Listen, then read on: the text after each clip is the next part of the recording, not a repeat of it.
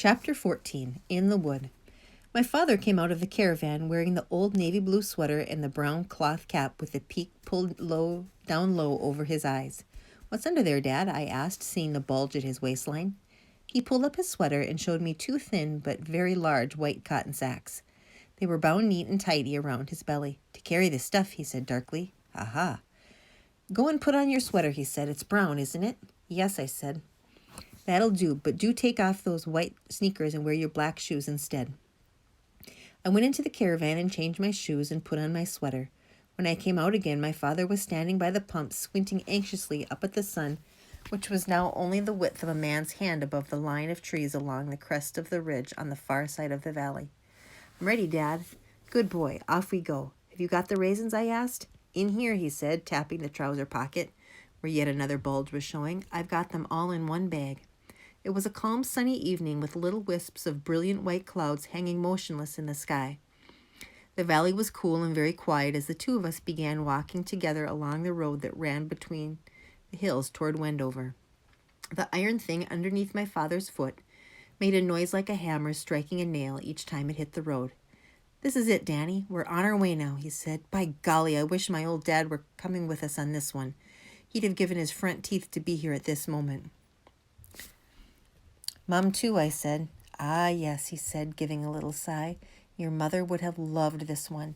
Then he said, "Your mother was a great one for walking, Danny, and she would always bring something home with her to brighten up the caravan.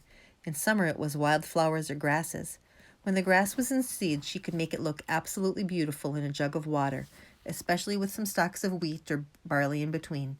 In the fall, she would pick branches of leaves, and in the winter it was berries or old man's beard." We kept going. Then he said, "How do you feel, Danny?" "Terrific," I said, and I meant it. For although the snakes were still wiggling in my stomach, I wouldn't have swapped places with the King of Arabia in that moment. "Do you think they might have dug any more of those pits for us to fall into?" I asked. "Don't you go worrying about the pits, Danny," my father said. "I'll be on the lookout for them this time. We shall go very carefully and very slowly once we're in the wood." "How dark will it be in there when we arrive?" "Not too dark," he said. "Quite light, in fact." "How do we stop the keepers from seeing us?" "Ah," he said, "that's the fun of the whole thing. That's what it's all about. It's hide and seek. It's the world's greatest game of hide and seek in the world." "You mean because they've got guns?" "Well," he said, "that does add a bit of flavor to it, yes." We didn't talk much after that, but as we got closer and closer to the wood, I could see my father becoming more and more twitchy as the excitement began to build up in him.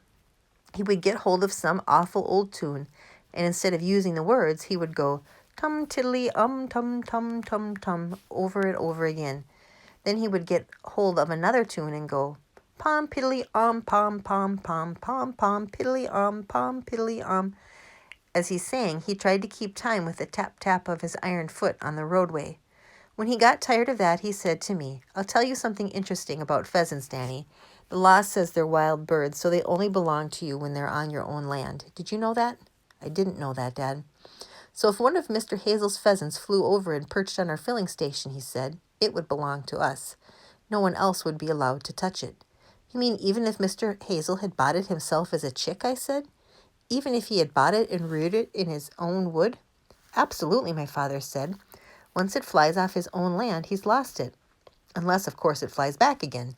It's the same with fish. Once a trout or a salmon has swum out of your stretch of the river into somebody else's, you can't very well say, 'Hey, that's mine, I want it back,' can you?" "Of course not," I said, but I didn't know it was like that with pheasants. "It's the same with all game," my father said. "Hare, deer, partridge, grouse, you name it." We had been walking steadily for about an hour and a quarter, and we were coming to the gap in the hedge where the cart track led up the hill to the big wood where the pheasants lived. We crossed over the road and went through the gap. We walked on up the cart track, and when we reached the crest of the hill, we could see the wood ahead of us, huge and dark with the sun going down behind the trees and little sparks of gold shining through. "No talking, Danny. Once we're inside," my father said. "Keep very close to me and try not to go snapping any branches." 5 minutes later, we were there. The wood skirted the edge of the track on the right-hand side with only the hedge between it and us. "Come on," my father said. "In we go." He slipped through the hedge on all fours, and I followed. It was cool and murky inside the wood. No sunlight came in at all. My father took me by the hand, and together we started walking forward between the trees. I was very grateful to him for holding my hand. I'd wanted to take hold of his the moment we entered the wood, but I thought he might disapprove. My father was very tense. He was picking his feet up high and putting them down gently on the brown leaves. He kept his head moving all the time, his eyes sweeping slowly from side to side, searching for danger. I tried doing the same, but soon I began to see a keeper behind every tree, so I gave it up. We went on like this for maybe 4 or 5 minutes, going slowly deeper and deeper into the wood. Then a large patch of sky appeared ahead of us in the roof of the forest, and I knew that this must be the clearing. My father had told me that the clearing was the place where the young birds were introduced into the wood in early July, where they were fed and watered and guarded by the keepers, and where many of them stayed from force of habit until the shooting began. There's always plenty of pheasants in the clearing, my father had said. And keepers, Dad? Yes, he had said, but there's thick bushes all around, and that helps. The clearing was about 100 yards ahead of us. We stopped behind a big tree while my father let his eyes rove very slowly all around. He was checking each little shadow in every part of the wood within sight. We're going to have to crawl to the next bit, he whispered, letting go of my hand. Keep close behind me all the time, Danny, and do exactly as I do. If you see me lie flat on my face, you do the same, right? Right, I whispered back. Off we go then. This is it. My father got down on his hands and knees and started crawling. I followed. He moved surprisingly fast on all fours, and I had quite a job to keep up with him. Every few seconds he would glance back at me to see if I was all right, and each time he did so I gave him a nod and a smile. We crawled on, and then at last we were kneeling safely behind a big clump of bushes right on the edge of the clearing.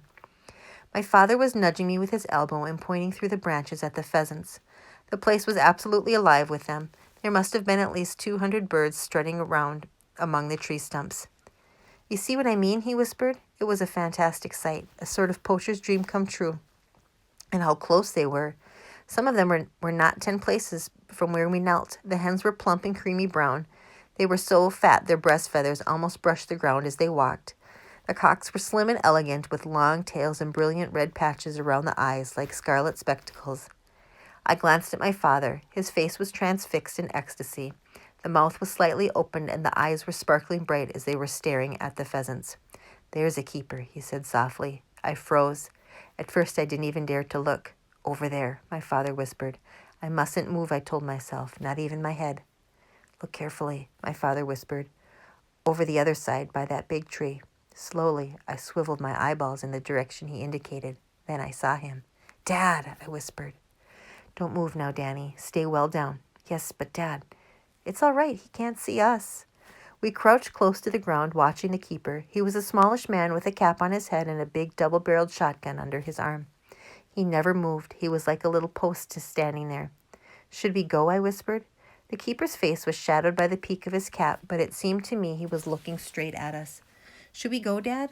Hush, my father said. Slowly, never taking his eyes from the keeper, he reached into his pocket and brought out a single raisin. He placed it in the palm of his hand, and then quickly, with a little flick of his wrist, he threw the raisin high into the air. I watched it as it went sailing over the bushes, and I saw it land within a yard of 2 hen birds standing beside an old tree stump. Both birds turned their heads sharply at the drop of the raisin. Then one of them hopped over and made a quick peck at the ground, and that must have been it. I looked at the keeper. He hadn't moved. I could feel a cold trickle of sweat running down one side of my forehead and across my cheek. I didn't dare lift a hand to wipe it away. My father threw a second raisin into the clearing, then a third, and a fourth, and a fifth. It takes guts to do that, I thought. Terrific guts. If I'd been alone, I never would have stayed there for 1 second. But my father was in a sort of poacher's trance. For him, this was it. This was the moment of danger, the biggest thrill of all. He kept on throwing raisins into the clearing, swiftly, silently, one at a time. Flick went his wrist, and up went the raisin high over the bushes to land among the pheasants. Then all at once I saw the keeper turn away his head to inspect the wood behind him. My father saw it too. Quick as a flash, he pulled the bag of raisins out of his pocket and tipped the whole lot into the palm of his right hand.